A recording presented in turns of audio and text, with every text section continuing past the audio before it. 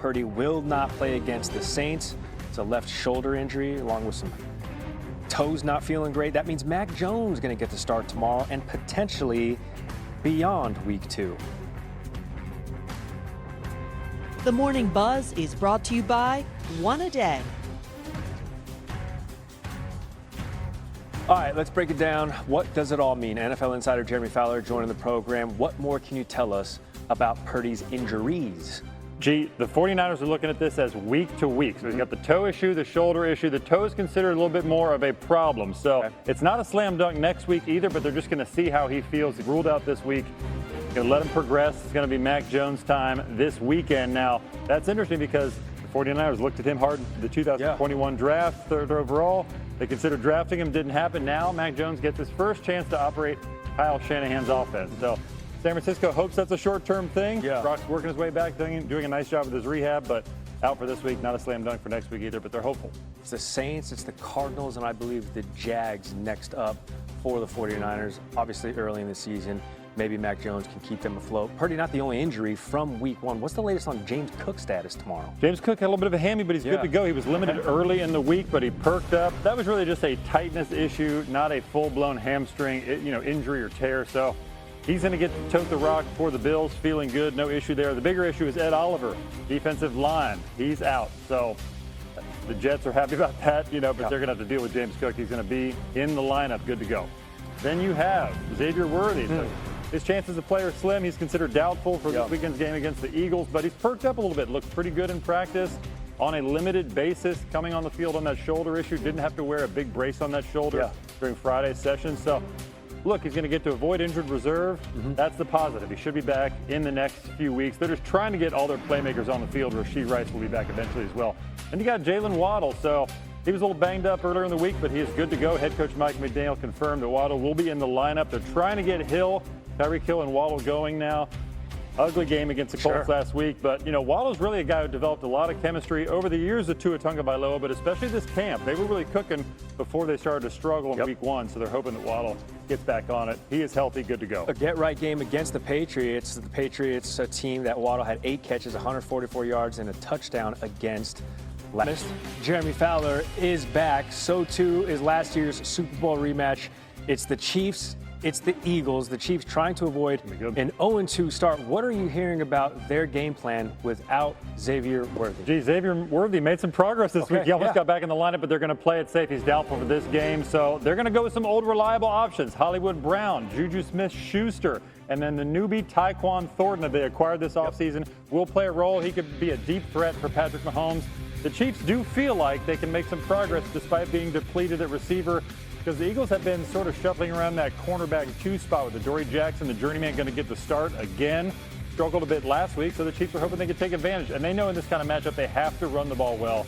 So Isaiah Pacheco is going to have to be a factor. Also from the Eagles side, watch for A.J. Brown. Only 1 target last week. 8 yards. They are hoping to get him more involved. It's got to be organic. They're not going to force feed him, but those easy slant routes that he can get 8 to 10 yards on, they're going to try to get him involved. If there was ever a time to have home field advantage on your side, it is for the Chiefs at Arrowhead because they are many men down. In the NFC, Giants still rocking with Russell Wilson at QB1. How soon could we see Jaxson Dart under center? Well, the Giants are trying to stick to their plan here. They got the veteran Russell Wilson. They're trying not to make a rash decision here. They're hoping that Wilson and the offense plays well so that there's really no decision moving forward. But Dart made an impression this preseason to the point where he's been a factor. The noise is only going to get louder. We know that, especially if they don't play well. Now, I do know that the Cowboys have at least loosely prepared for a Jaxson Dart package. The Giants have shown that even throughout camp. They'd have a drive where Russell Wilson's leading the drive, then Dart will come in, maybe around the red zone at the goal line. So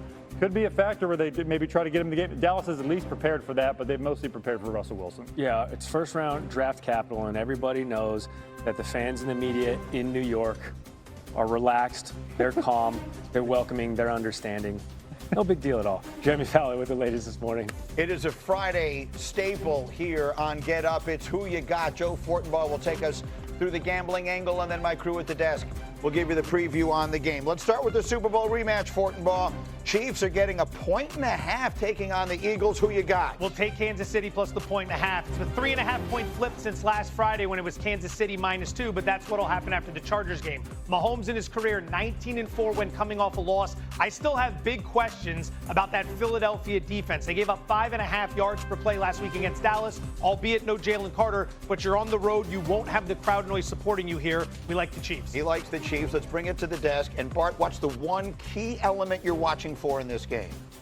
Always is Jalen Hurts' feet. He's a dual threat. He hurt the Cowboys in week 1, getting touchdowns and being active with his feet. He's buying time for them. I mean, he was one of the better running backs. Saquon only had 63 yards. But this is him, and this is the thing. You can't play certain coverages against the Eagles because Jalen Hurts' ability to run. In the red zone especially, you can't play cover 1. You can't play cover 1 because you don't have anybody. You think that you can have a spy, but he can escape from either side of the offensive line, and that puts a defender in a tough spot. Here's the truth. He has played, as you see the picks up on the screen, Bart, the only one with green under him, which surprises me. I definitely like the Eagles in this game. Peter, Jalen Hurts has played great against the Chiefs in both Super Bowls they played. He candidly was the best player on the field in the one they lost. Last year he won Super Bowl MVP. Why do you like Kansas City? Mirror time. Look at yourselves in the mirror. This was a whole entire offseason of hearing that the dynasty is done, the window is done. Then last week, after a Friday night loss in Sao Paulo, Brazil, which was 2 hours away from their hotel, and it was on a Friday night, it was a weird setting for them. Everyone is off the bandwagon. This is the Kansas City Chiefs. I trust the institutional knowledge. I trust Mahomes, and I also trust that home field advantage. I think they will find a way when they need it most. I think one of the things I'm sick of hearing about the Kansas City Chiefs is that, hey, man, they got punched, they got knocked down. Like they haven't faced adversity 5 of the last 6 years of them playing in a Super Bowl. They know how to rebound, but they have to get back to the basics. And what do I mean by that? You got to run the football. Yeah. You got to get Isaiah Pacheco going. You got to get Kareem Hunt going as well. Take your chances when they're there. Take some pressure off Patrick Mahomes. He already has to do so much. Take some pressure after Patrick Mahomes. And I think the inverse of what Harry was talking about was the Eagles. They were able to get home in the Super Bowl, and they didn't have to blitz. Now, look, they're going to have Jalen Carter, maybe even Zadarius Smith. But against Dallas 10 days ago, Greeny, they couldn't impact Dak Prescott. And if we have Patrick Mahomes, regardless of who he's throwing to, if you give him enough time, he will find a way. But what about the institutional knowledge that Vic Fangio has? Yeah. Right? We always talk. I mean, we Defensive can't. coordinator for the Eagles. Yeah, we can't flip the coin and decide when we want to apply the logic to certain teams. Like now, we just talked about Washington, how many close games that they had, and they work out that saying that it's got to be a course correction. Well, nobody played closer games in the last couple of seasons than the Kansas City Chiefs. But you want to know the difference between the two teams? Their championship. Damn right. Well, but the One Eagles, team's a champion. Listen, I'm with the you. other one's trying to become one. I no, think the Eagles are the champions. Right, They're correct. The defending Super Bowl champions. I'm talking about the Commanders. I'm talking about right now the Kansas City Chiefs and everyone talking about them winning their close games last year. Yeah. They found ways to win. Right. But here's the problem. I hear you. I think Kansas City will eventually be fine. Yeah, they'll be fine. But I don't think Xavier Worthy is going to play this week, and if he does, he's going to be severely limited. Rashee Rice has the suspension. I think they will eventually trade for someone like Tyreek Hill. Right. They always trade for a veteran Exactly. receiver during the season. At that point, they'll be fine. This week, I don't know who Mahomes is throwing the ball to beat the Eagles. It's not a fun, but the biggest X factor in the game of a Super Bowl rematch might be Juju Smith-Schuster. Right. He might have to go 10 for 100 this week for them to win this game. That's their number 2 wide receiver. They're going to go Hollywood Brown, and Juju needs to step up. But it could be Noah Gray. It doesn't matter. Patrick Mahomes is going to get the ball to the open receiver. Correct. I just go back to the other side, and Andrew Makuba, he struggled as a rookie last week. Dory Jackson, who knows, maybe He struggled massively. it may be 7 Ja'Cory targets Bennett and gave up 103 yards. And a good pass rush masks those deficiencies, Greeny. And to me, Jalen Hunt and Nolan Smith are good players, but they're not dominant, which is what was the difference in the game last year. But Jalen Carter is, and he makes everything easier for those guys. They become better pass rushers once they have him. We want to talk about the effect of Michael Parsons. We got to talk about Jalen Carter in the same breath. He's a candidate every year for a Defensive Player of the Year as well. Give him that respect. Let me go to the next game. I'm surprised by all the red picks there. We'll see what winds up happening. Joe Fortenbaugh, next game. Bears, Lions. Detroit is 6.5-point favorite at home. Who you got? First off, excellent passion on the decks. Outside of Harry Douglas, very impressed with everything I just heard right there. Go Chiefs. All right, jokes aside, we move to game number 2. Anything inside of a touchdown, we're playing the Detroit Lions. Jared Goff indoors has been close to printing money over the last 5-6 years. Since 2019, he's covering at just over $7 70%.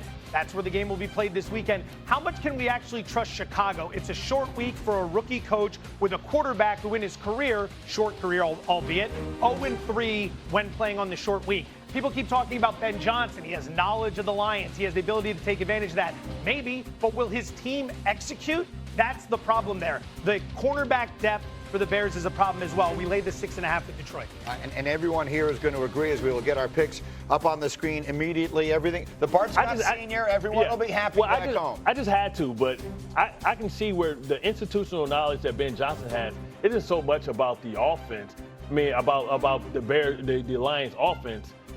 It's about knowing what Jared Goff struggles with because he has these intimate conversations. So what's this going to be its effect defensively how they prepare for Jared Goff? That's interesting. It's also the most times we have used the phrase institutional knowledge in the 8-year history of this show in a very short period here of time. This, to me, is the most interesting game of the weekend. I agree. On this level. We always use the term bad game or bad sign. We're going to find it out with the Lions. I'm willing to chalk up last week to being they walked into a buzzsaw in Green Bay. That was a spot anybody was going to get worked in. If they lose to Chicago this weekend, their window is closed. At home, no less, and with that guy on the other sideline. The football gods are funny. When they need the win the most, the person that Jared Goff is going up against is the guy who's now getting a lot of credit for what they did the last several years on offense. I think it's been a damning week for Jared Goff in the media with people just dismissing him as a product of McVay and Ben Johnson. The truth of the matter is, this is a 4-time Pro Bowl quarterback who is top 40 in NFL history in completions, yards, and touchdowns. Let's not dismiss him after one bad week. I think he rises above. Harry, tell me, how does, look, this is the most explosive and creative offense in the NFL. How do they get back to that this week? Well, number one, you have a tight end by the name of Sam Laporta. You have a receiver by the name of Amon-Ra St. Brown, Jamison Williams, Jahmyr Gibbs, David Montgomery. Get your best players to football.